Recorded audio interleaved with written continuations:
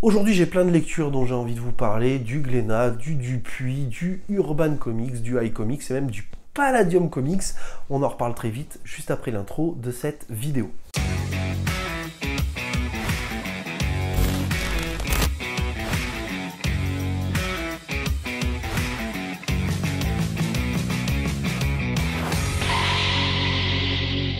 Bon, vous le verrez dans cette vidéo, mais je risque de perdre ma voix plusieurs fois, tout simplement parce que j'ai été malade ces 3 derniers jours, et donc je ne suis pas encore au top de ma forme. Je vous propose de commencer cette review avec du iComics, avec un récit complet, Rick et Morty vs Cthulhu. Vous le savez, Rick et Morty, c'est pas un comics sur lequel j'irai en tant que série, mais en tant que récit complet, moi ça me va. Ça me va parce que c'est ce que j'attends à peu près d'un récit complet. Du chill, du popcorn, du fun, passer un bon moment sans avoir à lire toute une série. Je ne suis pas spécialement fan de l'univers de Rick et Morty, mais en récit complet, j'ai eu l'occasion de me faire une idée et le fait est, c'est que ça va. Rick et Morty vs Cthulhu, de quoi ça nous parle? Ça nous raconte l'histoire de la famille Sanchez qui va être confrontée à la terreur cosmique de l'univers de Lovecraft, et Rick, Morty et le reste de la famille Smith va tout simplement partir dans un monde parallèle pour traquer et détruire Cthulhu. Alors j'ai adoré ce récit, très clairement, qui fonctionne plutôt bien, qui va s'amuser à déconstruire les codes de Philip Howard Lovecraft, notamment au travers de Rick, qui pense connaître suffisamment Lovecraft pour prédire ses mouvements et prédire sa narration. J'aime beaucoup quand la narration nous dit typiquement « Ah, si j'étais Howard, là je vous balancerais plein de détails, mais en gros, on s'en branle ». Je trouve que c'est à la fois fun, à la fois efficace et à la fois surprenant dans la direction que ça prend. Je trouve que les dessins sont très sympas, honnêtement. On a des couleurs qui sont absolument magnifiques et l'adaptation graphique de l'univers de Lovecraft, je la trouve plutôt bien maîtrisée, très sincèrement. J'aime beaucoup l'idée que le récit qui nous parle quand même de l'univers de Lovecraft vacille entre le thriller, l'horrifique, la science-fiction. Je trouve que ça fonctionne plutôt bien, ça joue avec les codes de l'horreur. Et ce que j'aime notamment dans ce récit, et qui fonctionne vraiment bien pour le coup, c'est que l'humour incisif et disgracieux de Rick et Morty vient contrarier le côté le langage soutenu et verbeux de la narration de Lovecraft. Donc pour moi, ça fonctionne plutôt bien. Est-ce que c'est un récit que je vous recommande? Oui, très clairement. Comme le dit le récit en 4e de couverture, venez pour les blagues, restez pour la dévastation de votre âme, mais pas que, honnêtement. Quand Rick et Morty s'attaquent à un monument de la pop culture, je trouve que ça fonctionne vraiment bien. C'est génial. J'ai passé un excellent moment. Moi qui ne suis pas fan du tout de Lovecraft et de l'univers de Cthulhu, pour le coup j'ai été totalement conquis, donc je vous le recommande avec... foncez, juste foncez, j'en perds mes mots. On continue du côté de Rick et Morty, toujours avec un récit complet, et cette fois, on nous parle de « Il était une fois ». Et dans ce récit-là, on va nous parler d'un jeune garçon qui va réviser un examen important, et pour lui prêter main forte, finalement, ce qui va se passer, c'est que Rick va lui mettre une machine sur la tête afin d'intégrer ses connaissances. Sauf que ces connaissances, c'est les contes d'Avalonia. Et notre cher ami Morty va tout simplement se retrouver projeté dans un univers enfantin, dans un univers de contes pour enfants passage. Alors, j'ai beaucoup moins aimé ce récit de Rick et Morty que celui que je vous ai présenté précédemment, tout simplement parce que là, encore une fois, ça vient chercher à déconstruire le conte pour enfants, mais je trouve que ça fonctionne pas vraiment en réalité. Là où il y a une vraie plus-value de Rick et Morty vs Cthulhu, avec l'humour disgracieux qui vient contrarier le langage soutenu de Lovecraft, ici, il n'y a aucune plus-value, en fait, que ce soit du Rick et Morty, honnêtement.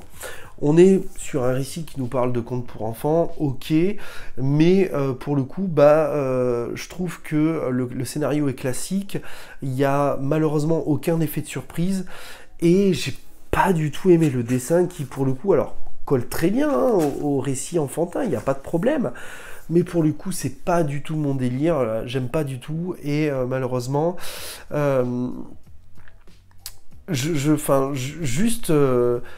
Juste, on est sur un scénario assez simple qui vient critiquer la littérature de contes pour enfants. J'ai pas plus de choses à dire que ça. Je trouve que l'histoire fonctionne pas. J'ai pas forcément passé un mauvais moment, mais j'ai pas passé le meilleur moment de ma vie.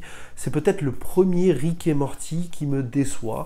Donc c'est un récit que je vous recommanderais beaucoup moins que le Rick et Morty vs Cthulhu. On part du côté de chez Palladium Comics qui m'a contacté sur Instagram pour me proposer de m'envoyer The Protector. Alors pour être totalement honnête avec vous, j'ai refusé. La première fois, je leur ai dit que j'avais pas forcément le temps de m'intéresser à une nouvelle œuvre et que j'aurais encore moins le temps d'en parler.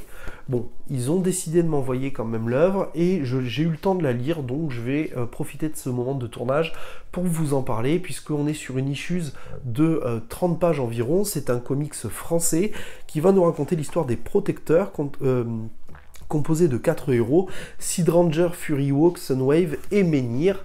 Et ce premier numéro, notamment, va s'intéresser à Menhir. Les prochains numéros vont s'intéresser à un personnage en particulier. Je ne saurais vous dire l'ordre, je ne suis pas dans les petits papiers pour le coup.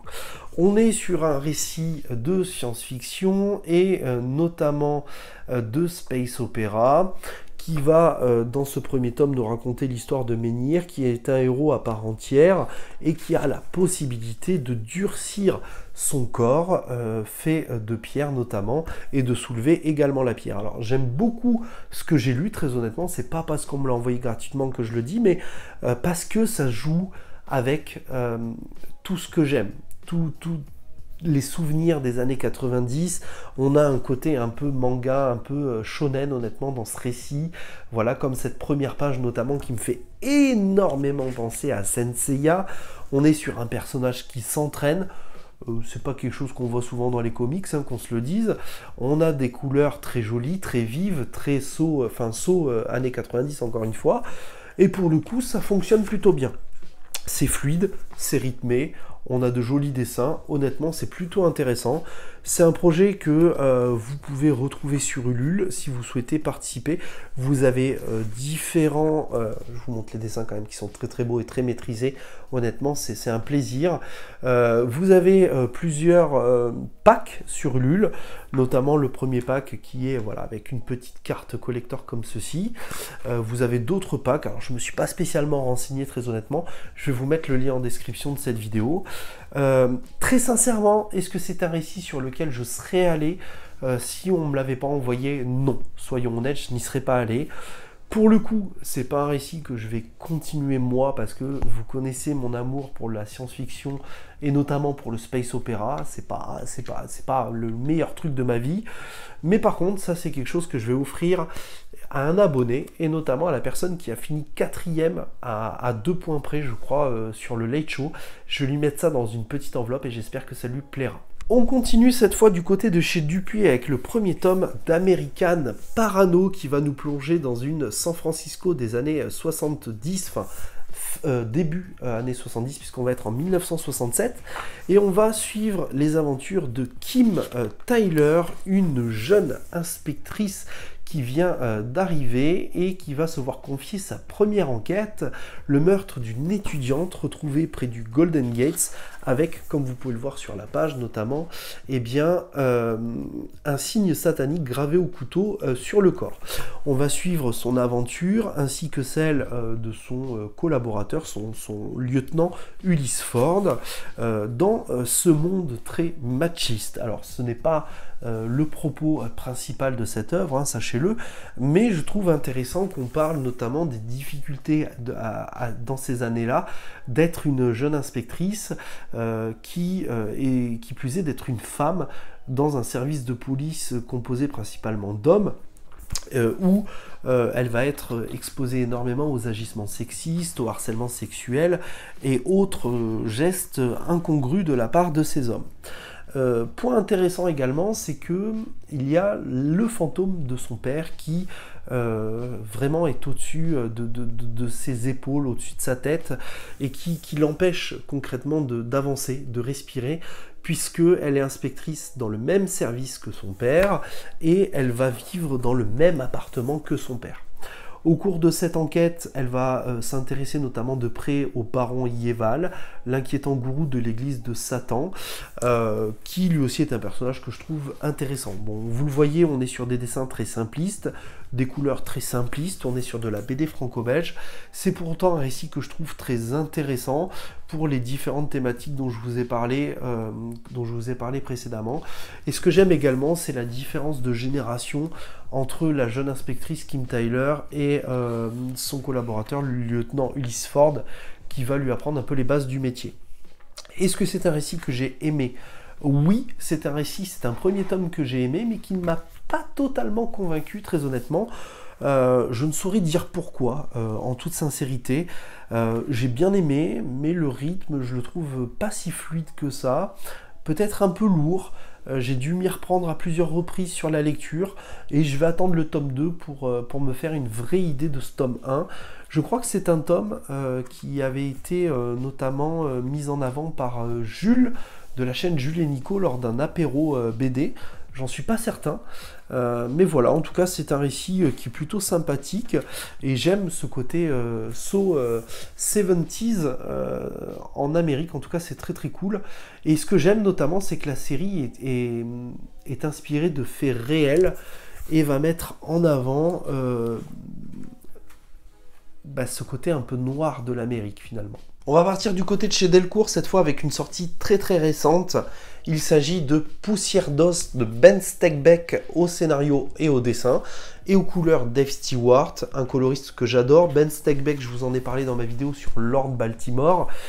J'ai beaucoup aimé moi les dessins de Ben Steckbeck dans Lord Baltimore, et c'est un plaisir de le retrouver sur Poussière d'os.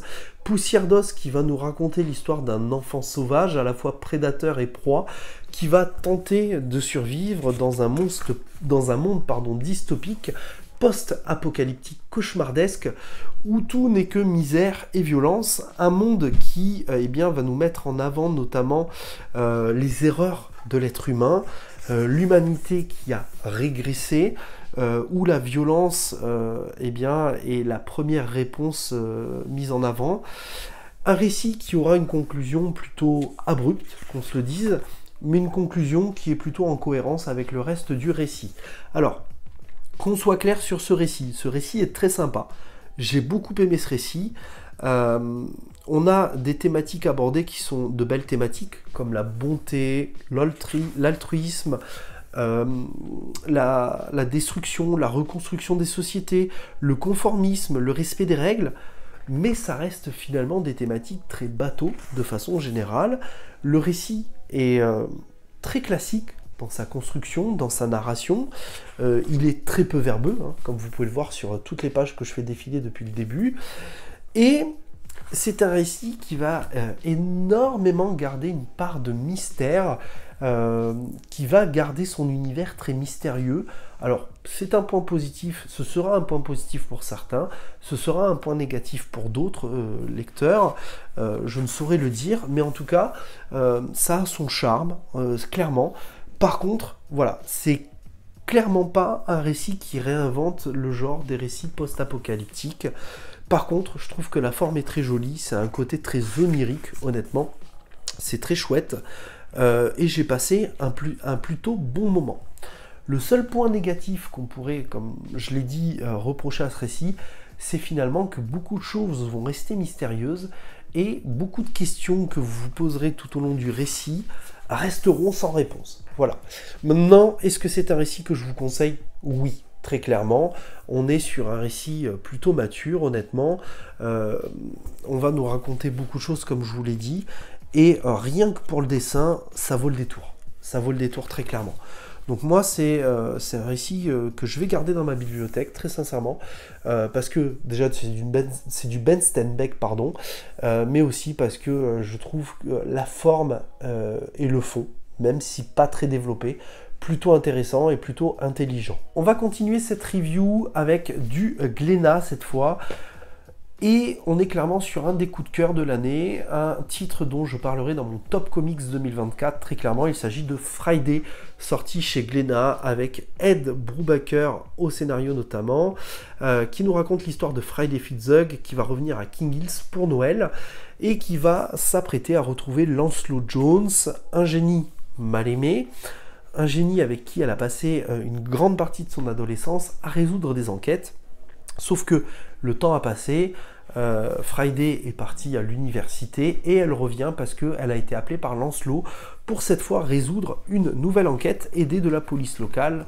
Police qui, bien tout simplement, a toujours mis les gamins, a toujours eu besoin des gamins pour résoudre ces enquêtes. Alors on parle d'enquêtes banales, hein, comme le fait de retrouver un chien, à des enquêtes un peu plus intéressantes. Honnêtement, j'ai adoré Friday pour plein de raisons différentes.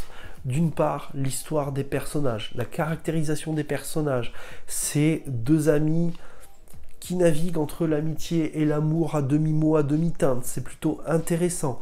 On est sur un récit qui navigue entre le thriller psychologique, l'horrifique et le fantastique. C'est un point que je veux absolument mettre en avant, puisque on est vraiment entre du Stephen King, du Stranger Things et du X-Files. C'est absolument génialissime. Si vous êtes un enfant des années 80-90 comme moi, c'est un récit sur lequel vous devez aller. Très sincèrement, Friday a un côté très mystérieux, très onirique, que ce soit de par ses dessins, que ce soit par son scénario, qui est à la fois mature, qui est bien rythmé, qui est fluide, et qui sait nous raconter quelque chose d'intéressant, où les sentiments sont peut-être plus dangereux que ce qui pourrait se terrer dans les bois. Alors, certes, les dessins ne plairont pas à tout le monde. On a un côté très grossier dans les dessins. Mais très clairement, on sait mettre en avant ce qu'il faut mettre en avant. Des scènes plutôt simples, plutôt... qui montrent un moment, un instant T, comme des scènes qui pourraient inquiéter, qui pourraient faire peur. Et notamment cette planche-ci. Regardez-moi cette scène. Est-ce qu'elle fait pas peur, honnêtement?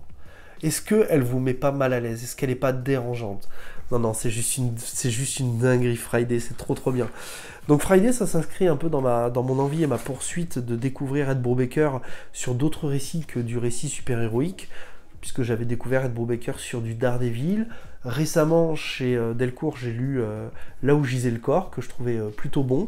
Et là, je découvre Friday, juste incroyable. Je vous en dirai pas beaucoup plus, honnêtement, pour ne pas vous spoiler, mais je trouve qu'il y a des planches qui sont absolument génialissimes. J'ai passé des moments incroyables sur la lecture de Friday. C'est actuellement en 2 tomes, ce sera en 3 tomes. Le 3 tomes est à venir, mais vraiment, c'est un tome que je me procurerai avec grand plaisir, très clairement. Et on part sur le dernier récit du côté de chez Urban Comics avec Justice League vs Kong vs Godzilla, un récit plutôt popcorn, plutôt détente, qu'il faut acheter juste pour ça. Très clairement, si vous cherchez un récit profond qui va aborder des thématiques profondes, je pense qu'il faut passer votre chemin. Un récit qui a des points positifs et des points négatifs, on va tout de suite en parler. Mais d'abord, le scénario. Le scénario, c'est la Légion Fatale qui ouvre des portails qui vont amener notamment Godzilla, Kong et d'autres kaiju dans l'univers DC, qui vont foutre un sacré bordel et qui vont amener les super-héros de l'univers DC à se battre contre des kaiju. Alors, premier point positif, c'est l'humour, c'est ce qu'on attend de ce genre de récit, il y a de l'humour. Et autre point positif pour moi, c'est que au-delà d'avoir simplement de s'être contenté d'avoir des super-héros et des kaiju, on a aussi des mechas. Et le titre nous dit Godzilla, Kong, il n'y a pas que Godzilla et que Kong dans le récit, donc pour moi c'est un véritable point positif pour le coup. Autre point positif que je trouve intéressant dans ce récit, c'est la caractérisation des personnages qui est plutôt respectée honnêtement. J'aime beaucoup le duo Flash Green Lantern, mais pas que, puisqu'on va avoir une galerie de personnages intéressants, puisqu'on va voir Supergirl, on va voir Cyborg, on va voir Hawkgirl et d'autres super-héros qu'on ne voit pas tout le temps, y compris des méchants qu'on ne voit pas toujours fonctionner ensemble, à savoir Manta, Cheetah, Lex Luthor, enfin vraiment c'est pas tous les jours qu'on les voit fonctionner ensemble, donc pour moi c'est des vrais points positifs. Le gros point négatif pour moi, c'est malheureusement la partie graphique qui aurait dû être faite par du Jim Lee, du Jason Fabok ou autres dessinateurs de renom, parce que là on a 2 dessinateurs que moi je ne connais absolument pas, Et il y a des planches comme celle-ci, là, regardez le visage de Supergirl, c'est pas très très joli honnêtement. Il y en a d'autres, hein, des planches pas terribles, je vais vous en retrouver là, mais je pense que ça aurait été... Si vraiment on avait vraiment une partie graphique solide, je pense que on était sur un bon récit, honnêtement. Là, on est sur un récit très moyen, honnêtement, et c'est dommage. Je trouve que les couleurs aussi sont très mal choisies, honnêtement. Les couleurs, on est tout le temps sur des couleurs un peu ternes. Je trouve qu'on aurait gagné dans le récit à avoir des couleurs vives, éclatantes, jolies. Vraiment, je trouve que c'est dommage. Par contre, il y a des planches qui fonctionnent plutôt bien. Hein. Il y a des planches qui fonctionnent vraiment même très bien. Hein. Comme cette planche où Superman fout un pain dans la gueule de Godzilla. C'est plutôt jouissif, honnêtement. Même si quand on regarde de plus près, voilà, la tête de Superman, je trouve que c'est pas terrible. Là, cette planche, je la trouve plutôt jolie, avec Hawkgirl, Wonder Woman et Supergirl. Ça fonctionne bien, honnêtement.